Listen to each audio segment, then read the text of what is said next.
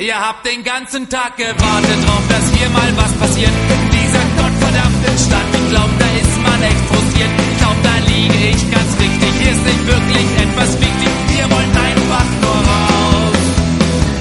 Doch nach 3, 4, 5, 6 Bierchen macht euch das nichts mehr aus.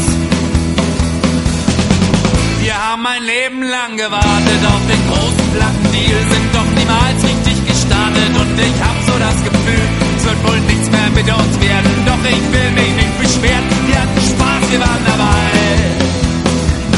Und nach 3, 4, 5, 6 Bierchen ist das auch einerlei.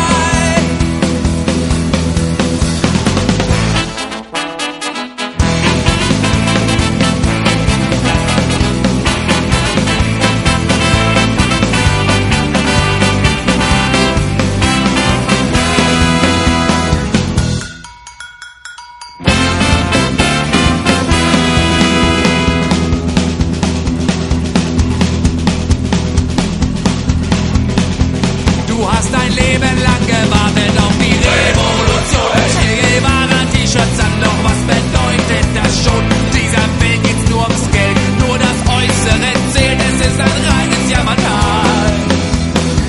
Doch nach 3, 4, 5, 6 Bierchen